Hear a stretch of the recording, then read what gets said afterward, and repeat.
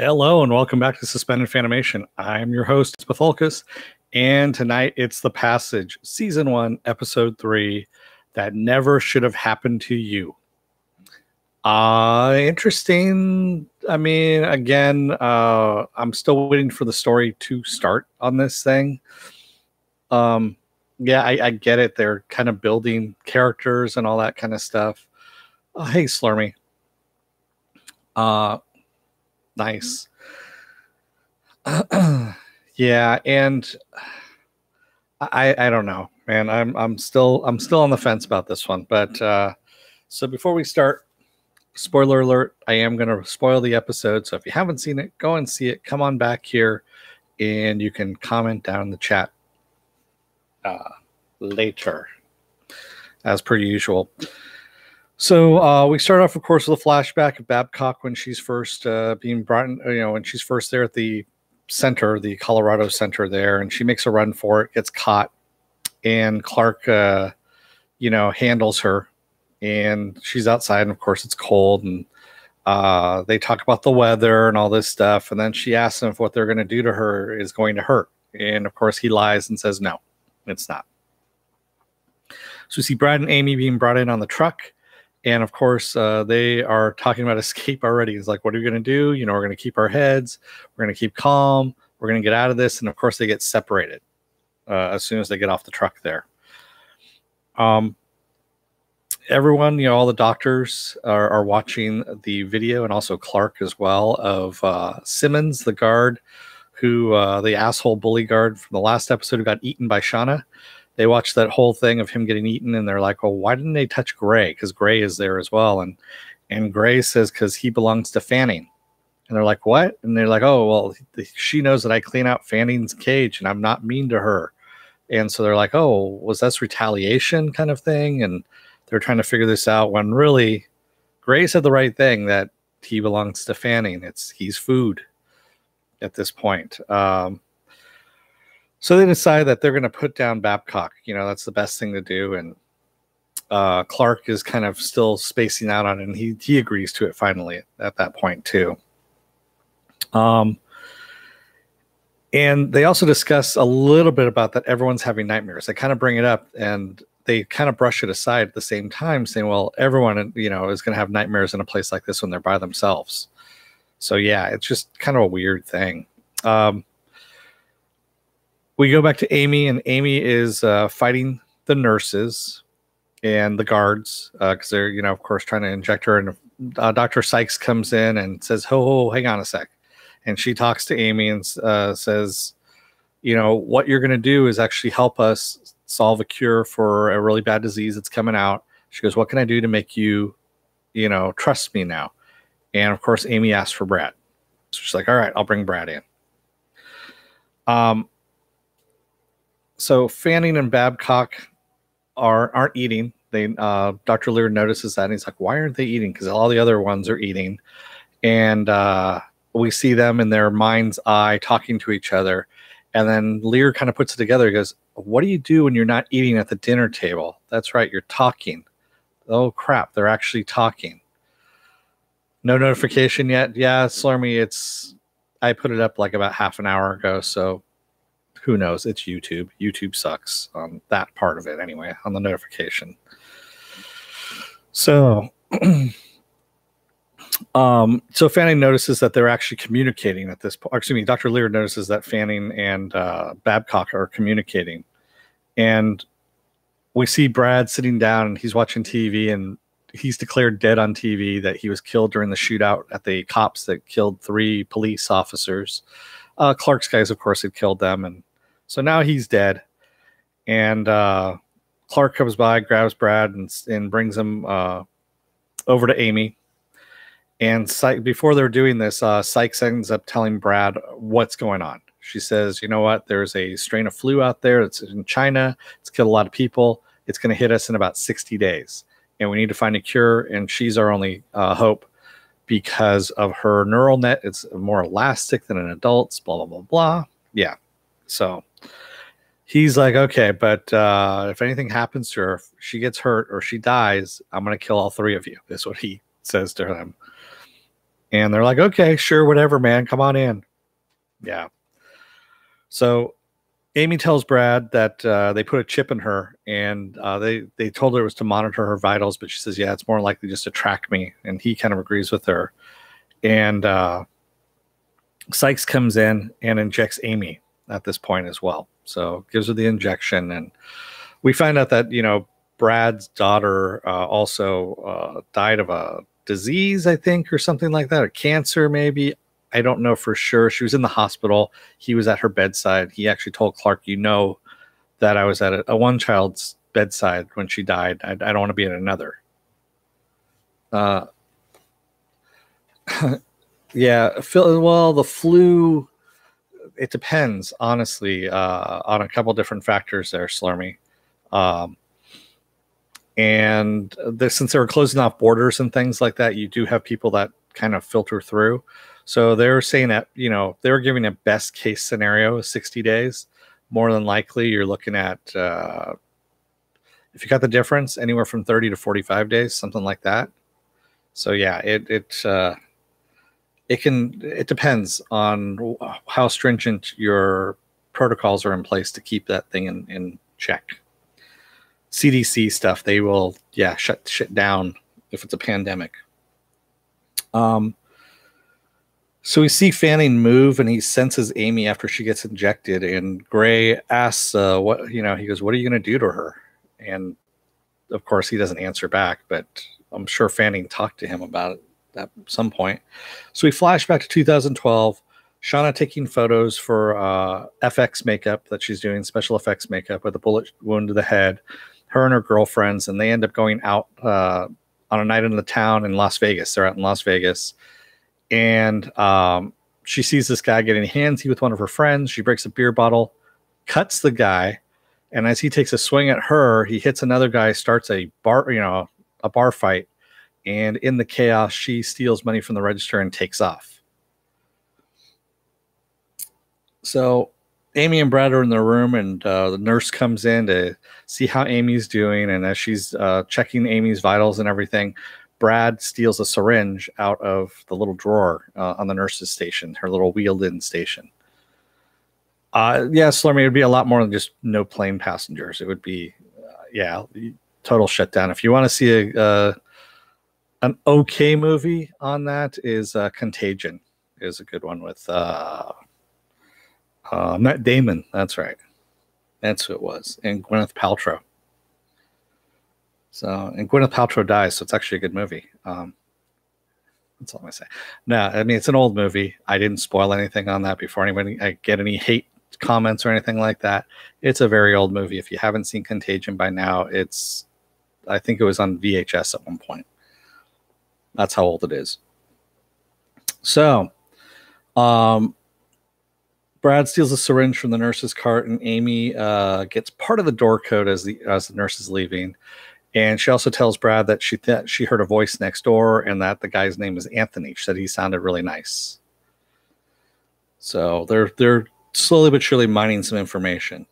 And he tells her to go to sleep, and she says, I don't want to go to sleep. It feels like someone's watching me. And so he goes through the motions of, checking for monsters in the closet, underneath the bed, all this kind of stuff, doing what any dad would have done at some point in time there. So Brad wakes up. He had gone to sleep as well, to Gray standing over Amy's bed.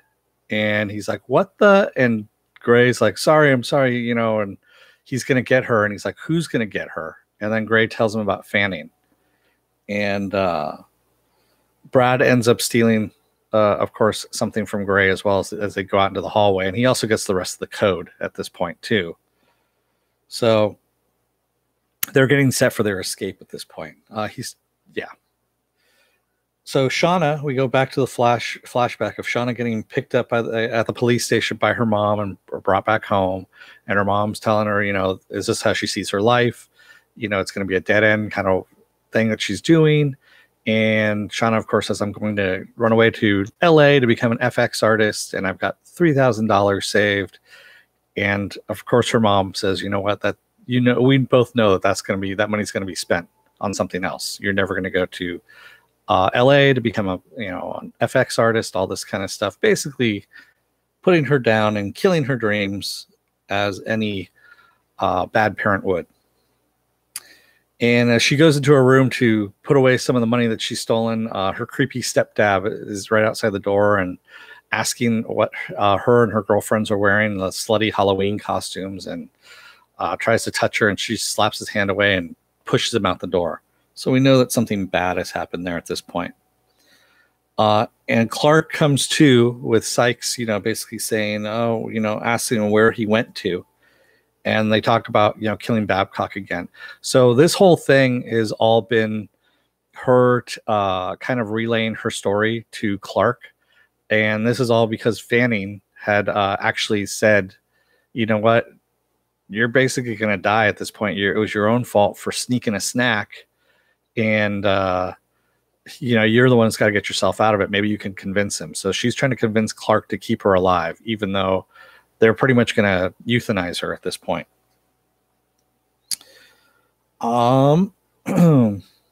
So they have a room check for both Anthony and Amy. And of course, Amy says, I need to use the bathroom. And Anthony's standing outside, Brad's standing outside, and Anthony's laughing, saying, you know what, at the irony of Brad being now a prisoner as well as Anthony. And Brad actually asked Anthony about Fanning. He goes, have you ever heard the name Fanning? And he says, yeah, this is a guy who's in my dreams kind of thing. And he says, it's just kind of weird. That's, I think he runs the place is what he says. He doesn't know for sure. And Clark comes by at this point and wants to talk to Brad. He grabs him aside and brings him down the hallway a bit. And Amy, in the meantime, goes back into her room along with Anthony, and she slips him a little note underneath the door saying hi. And of course, Anthony answers back and says hi to you. And they have their little communication going on underneath the door. In the meantime, Lila, who we haven't seen in a while there, is calling prisons and hospitals, asking about all the names on the list that Brad had given her and Lacey. And finds out from one of her nurse friends, that Shauna Babcock never died and was taken by some federal agents. That's all she knows. She goes, she thought it was wrong, but it was very hush-hush kind of thing that was going on. So she's got confirmation at least one did not die, of course, as they were supposed to. Clark ends up asking Brad to confirm the details of Shauna's life. He's like, oh, was she ever an FX artist? Did her stepdad abuse her? All this stuff. And Brad confirms all of this stuff. And Clark realizes that, she's communicating with him at this point, beaming her life into his brain. And Brad ends up saying, he goes, what the hell's going on with you? He goes, you're starting to lose it, aren't you? And Clark's like, tonight, no, nothing's happening. And he asks who Fanning is, asks Clark who Fanning is. And Clark's like, take him away. Villain twirling mustache, take him away. We're not going to be doing that now. Hey, Morks. Don't worry about that. Yeah, the notifications didn't go out for some reason. I don't know what's going on with YouTube on that. So we see Dr. Lear talking to Gray and asks him about his dreams and about Fanning. And he goes, if you ever saw Fanning in his dreams, he goes, well, at first, no, it wasn't until you started bringing in more patients. And then it was like a hazy wisp. And now he starts talking. And he asked him what the last thing was that, Fanning talked to him about. And he said, well, he told me there's more work to be done. That, so we know shit's going to go down fairly soon. Hopefully, because quite honestly, I'm getting bored at this point. Lila brings her info to an agent, Sierra Thompson, and telling her that Brad is still alive. And she goes, well, what's the proof? And so she gives her all these names and says, look them up. They're not dead. They're missing.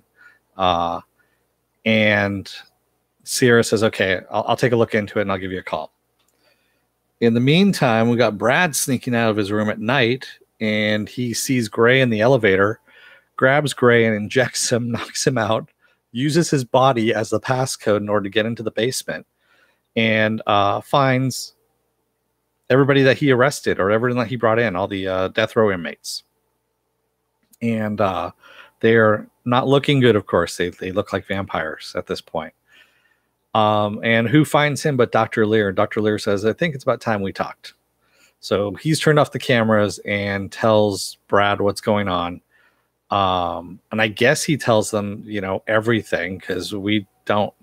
Brad knows some information. He actually lets loose some information that probably happened during the commercial break. I don't know for sure, but Brad says, well, if they burn in sunlight, maybe you should call them vampires, which we don't remember hearing Dr. Lear saying anything about that to him. And so Lear, of course, says, we just created a new species. We were trying to cure all diseases, and we're using Fanning's blood as the samples. We're basically changing his blood little by little and injecting it into different people. Slurmy Scott, I knew a Fanning once. She too was evil. Exactly. Yeah, where is Buffy when you need her for this show, man? I mean, come on. That's all they need to do. So, and of course, Brad asks, why don't you just call them vampires? And Lear says, well, vampires don't exist. They're not real. And it's like, yeah, motherfucker, you just actually created them. So they are real now. Just call them vampires at this point. So we have Lila going into her hotel room, and we find out that Lacey is still alive. Holy shit. I mean, because the way they made it look in the last episode was like she got shot and was killed because she went down. But no, I guess she's alive still and recuperating in the hotel room. And she's just cleaning her guns, waiting for herself to get better so she can go and open up some whoop ass on Clark's men. And Lila gets a call from Sierra saying that her story checks out and that she'll call her back tomorrow, which probably means that Sierra is working for Clark at this point, and that Lila is going to get captured and brought into where Brad is, and Amy, and Lacey's going to get shot again and more likely killed this time, or, you know, that fake kill, whatever that happened to her last episode where she fell down to the ground and looked like she was dead. I mean, come on, man. What the hell? Yeah, sorry, but this show sometimes has some of the worst editing in it because of, you know, what people are saying, and they're not getting the information that are coming out of their mouth. And it's like, well, where do they get that information from? And then also, you know, having one character get shot and then in one episode, and you think they're dead, and they have no resolution of them getting up or being helped out by, you know, Lila, seeing her coming out the door or anything like that. And then finding out that she's alive the next episode. It's really weird. But Slurmy Scott says, okay, I think this is a big plot hole. Wouldn't they kill Brad right away or feed him to the vampires, not let him stay with Amy? Yeah, I mean, now that they got what they wanted, why are they keeping Brad around? You know, they injected her. She's basically, you know, now they're just monitoring her at this point. Are they just trying to keep her calm so that whatever this virus is doesn't overtake her? Or I don't know. Your guess is as good as mine on that too, Slurmy. There's a lot of really weird stuff that's going on, and yeah, it's actually making the scientists on Counterpart with their huge experiment look like masterminds. That, you know, even though we know they're kind of winging some of the stuff in Counterpart as well, yeah, they look like international masterminds at this point. So compared to these people who are supposed to be government agents, for God's sake, you know. So we have a flashback to Shauna seeing that her money was taken, and she knows that her stepdad did it, and so she's running out. And then we see Shauna getting gassed in her cell. It's going back and forth between flashback and then what's happening now, and she's getting gassed in her cell. Then Shauna confronts her stepdad and mom about taking her money, and he said he needed to you know, cover some debt and he'll pay her back, kind of thing. And he walks away, and she's telling her mom, she finally tells her mom, he's a rapist. He's been coming to my room since I was 8 till I was 16. And then we flash back to them using the UV light. They throw her in a hole kind of thing and throw on the UV light to burn her. And we flash back again to her mom knowing this and saying, oh, well, you know, he's a big pussycat. If you didn't want it, you could have just said no. And, you know, at this point, she grabs the knife from her mom's, you know, chopping up some vegetables there. And she grabs the kitchen knife from her mom and just kills her just right there. And then walks down the hall. We know she kills her stepdad, too. That's how she got on death row, which was really kind of shitty. I mean, considering that she was abused and everything like that, and they didn't take any of that into consideration, that's some real big shit right there. But we see that Clark has seen all of this, and he hits the UV light, cutting it off. And yes, Slurmy, why did they just drug her? And I have no idea. Yeah, there's a whole bunch of big ass plot holes on this, and yeah, Brad is a danger to them all. And I honestly I couldn't tell you. I know people have been saying in the comments that the books are a lot better, that they've changed a lot from the books. I don't know. I haven't read the books. Sorry, but I'm just watching the show as is. And as I'm watching this, I'm just kind of going, why are you guys making these choices? These seem kind of stupid. But then again, I go, well, it's a Fox show, so it actually makes sense. So Brad comes back into Amy's room and lies to her that everything is okay. And then we see Brad kind of waking up, you know, wink, wink, and he's in his dream, and he goes outside the door, and he's in the hallway, and he sees somebody at the end of the door, at the end of the hallway in shadows, and it's Fanning. And Fanny tells him not to stay out of his way, that the girl is his, to stay out of his way, and hisses at him like a vampire does. And yeah, that's where we're going to the next episode. So hopefully Fanning and crew break out next episode, because God, we need something to happen. You know, we really do, because the plot holes are becoming a lot more evident. They need to pad it with some action, at least at this point. And honestly, I'm hoping Lacey survives the next round, because I don't want to see another fake death again. It's just, yeah. We know Lila's getting dragged in to the Colorado Institute, Project Noah there. So,